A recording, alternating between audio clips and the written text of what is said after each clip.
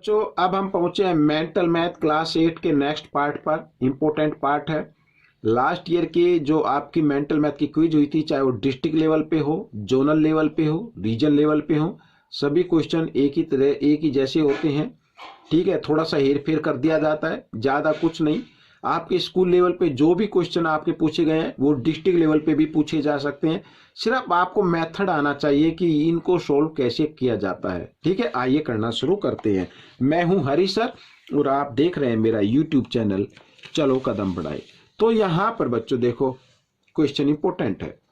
देखिए लिखा है, in an examination a student has to score 40% marks to pass। ठीक है, एग्जामिनेशन में एक स्टूडेंट को 40% मार्क्स लेने हैं पास होने के लिए। ठीक है ना। अब लिखा है ही गेट्स 40 मार्क्स, लेकिन उसने कितने लिए? 40 मार्क्स लिए। ये परसेंट में बच्चों याद रखना, ये परसेंट में है, ये नंबर में दिया हुआ है। He gets 40 marks and fails by 40 marks. उसने 40 मार्क्स लिए और 40 नंबर से ही फेल हो गया। तो find the maximum number of marks. तो मैक्सिमम नंबर कितने थे, हमें ये फाइंड आउट करना है। अब बच्चों आप देखो यहां पर, भाई उसे अगर वो 40% मार्क्स ले लेता तो पास हो जाता ना। लेकिन उसने कितने लिए? 40 मार्क्स लिए और कितने नंबर से फेल हो गया? 40 मार्क्स से फेल हो गया। अगर 40 लिए, 40 और ले लेता, 40 मार्क्स और ले लेता तो वो क्या हो जाता? उसके नंबर हो जाते 80, तो वो क्या हो जाता? पास हो जाता। ठीक है ना। लेकिन पास के लिए कितना है यहां पर? ये इक्वल रखते हैं 40%। भाई दोनों इक्वल हो गए ना, ये पासिंग मार्क आ गए, ये पासिंग परसेंटेज आ गई, तो दोनों ही क्या हो गए? इक्वल हो गए। समझ में आया? अब हमें जो फाइंड आउट करना है, जब कभी भी आपको इस टाइप से आए, मैंने पहले भी बताया है, ठीक है ना, तो आप let the maximum number equal to X उस तरीके से ना करें, क्योंकि मेंटल मैथ है। तो मैं आपको बताता हूं, 80 को मल्टीप्लाई कर देना है, 40% मिस होता है 40 बाई 100 इस नंबर के रेसिप्रोकल से, यानी 100 ऊपर और 40 नीचे। तो 0 से 0, 4 1 जा 4, 4 2 जा 8, 100 इंटू 2। तो बच्चों मैक्सिमम मार्क्स हैं 200। ये आपका क्वेश्चन हो गया सोल्व। इस तरीके से आप ऑप्शन पे क्लिक कर सकते हैं तुरंत। ठीक है, कम टाइम में। अब बच्चों नेक्स्ट क्वेश्चन देख लेते हैं। देखो ये भी कुछ इसी तरीके का क्वेश्चन है। Malvika gets 80 marks in exam. 80 marks लिए उसने एग्जाम के अंदर, 80 मार्क्स लिए। This amount is 50% of total marks. और ये क्या है? 80 मार्क्स लिए हैं, ये 80 मार्क्स लिए, और ये क्या है? 50% है बच्चों। क्या है ये? 50% है टोटल नंबर का। आपके अगर 80 मार्क्स आए, आप उनको बोल सकते हैं भाई मेरे 80 मार्क्स आए हैं, या बोल सकते हैं कि 50% मार्क्स मैंने लिए हैं। तो टोटल नंबर क्या होगा? बिल्कुल सेम रूल अप्लाई करना है। मेंटल मैथ इसलिए मैं आपको थोड़ा शॉर्ट में बता रहा हूं। 80 को मल्टीप्लाई कर देना है, 50% मिस होता है क्या? 50 बाई 100, इसके रेसिप्रोकल से मल्टीप्लाई कर दीजिए ऐसे। तो यहां पर 51 जा 50, 52 जा 100, 82 जा 160। तो इसका मतलब 160 जो थे टोटल मार्क्स हैं बच्चों। इस तरीके से आपको कर लेना है। आइए नेक्स्ट क्वेश्चन, इजी है। देखो यहां पर find the diagonal of square. Square का डायगोनल हमें फाइंड आउट करना है। अब मैं आपको देखो दो तरीके से बताता हूं, हालांकि मैंने पहले भी बताया हुआ है, लेकिन तो पहले मैं बताता हूं लॉन्ग मेथड, उसके बाद बताता हूं शॉर्ट मेथड। ठीक है, तो लॉन्ग मेथड क्या कहता है? देखो ABCD एक स्क्वायर है और इसका ईच एंगल 90 डिग्री का होता है। तो हम जो ट्रायंगल लेंगे BDC या BCD, आप किसी भी तरीके से ले सकते हैं। तो इन ट्रायंगल BCD, क्योंकि राइट एंगल ट्रायंगल हो गया तो पाइथागोरस थ्योरम का यूज करेंगे। तो यहां पर BD स्क्वायर इक्वल होगा BC square plus CD square. अब BD हमें फाइंड आउट करना है, तो BC क्या है बच्चों? 10। तो 10 स्क्वायर, यानी सीधा मैं 100 लिख देता हूं। ठीक है, 8 क्लास में हो गए, इतना तो समझ ही जाएंगे। और CD स्क्वायर की सभी साइड इक्वल होती है, तो जो BC की लेंथ है वही CD की होगी, तो इसके लिए भी हम क्या लिख देते हैं 100 लिख देते हैं।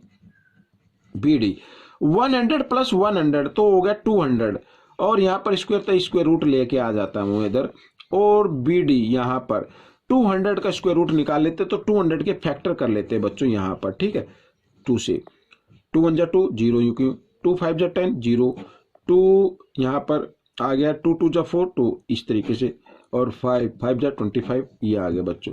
अब पेयर बना लो यहाँ पर, भाई 5 का पेयर बन गया इस तरीके से, चलो मैं लिख ही देता हूँ यहाँ पर, और ऐसे यहाँ पर 5 का पेयर बन गया, ये 2 का पेयर बन गया, जिसका पेयर बन गया उसको निकाल लीजिए, उसमें से एक नंबर बाहर, 2 में से भी एक नंबर बाहर निकाल लीजिए, और ये रह गया 2, 5 2 जा 10 √2, ठीक है, ये आ गया डायगोनल। अब शॉर्ट तरीके से क्या करना है बच्चों, आपको मैं बताता हूं। यहां पर BD की आपको लेंथ फाइंड आउट करनी है, जो भी साइड गिवन है उसको लिखे बाहर, रूट का साइन लगा दे, और यहां पर लिख दे 2, ये आ गया बच्चों आपका डायगोनल। चाहे यहां पर 12 भी होती, यहां पर साइड इसकी 12 होती, 15 होती, 20 होती, कितनी भी होती, उसको लिखना है बाहर, और रूट के अंदर लिखना है 2, वो आपका डायगोनल आ जाएगा, ठीक है। तो बच्चों अब हम करेंगे क्वेश्चन नंबर, नेक्स्ट क्वेश्चन कर लेते हैं, ये भी इजी है, ठीक है। तो आइए मैं आपको बताता हूं, यहां पर ये देखिए, ये भी क्लस्टर लेवल का है, तो आप ये ना सोचे कि क्लस्टर लेवल का है तो ये जोनल लेवल में या डिस्ट्रिक्ट लेवल में नहीं आएगा, आ सकता है। देखो, if the angle of triangle are ratio दिया हुआ बच्चों, ट्रायंगल होता है उसके 3 एंगल होते हैं, हम सभी जानते हैं, लेकिन उनका रेशो गिवन है। Find the value of greater angle, greater angle यानी जो ग्रेटर रेशो होगा उसकी हमें वैल्यू फाइंड आउट करनी है, समझ में आया। तो देखो शॉर्ट तरीका क्या होता है वो मैं बताता हूं, शॉर्ट तरीका क्या होता है। सम ऑफ 3 एंगल्स ऑफ ट्रायंगल क्या होता है 180 होता है, क्या होता है 180। 180 को यहां पर जो ये रेशो गिवन है, जो रेशो गिवन है उसके सम से डिवाइड कर दो इसको, ठीक है। 5 + 3 8, 8 + 2 10, 10 से इसको डिवाइड कर दो, आ गया बच्चों 18। अब सबसे ग्रेटर एंगल निकालना है 5, तो 5 को 18 से मल्टीप्लाई कर दो, 18 5 जा 90 आ जाएगा बच्चों यहां पर, ठीक है। अब इसको थोड़ा सा लॉन्ग मेथड से मैं आपको बता देता हूं कैसे होगा। देखो यहां पर कर लेते हैं लेट द एंगल, इस तरीके से, यहां पर रेशो है ना, तो हम इसको मान लेते हैं 2x 3x और 5x, इस तरीके से मान सकते हैं। अब हम सभी जानते हैं कि ये जो ट्रायंगल के 3 एंगल्स हैं इनका सम इक्वल होता है बच्चों 180 के।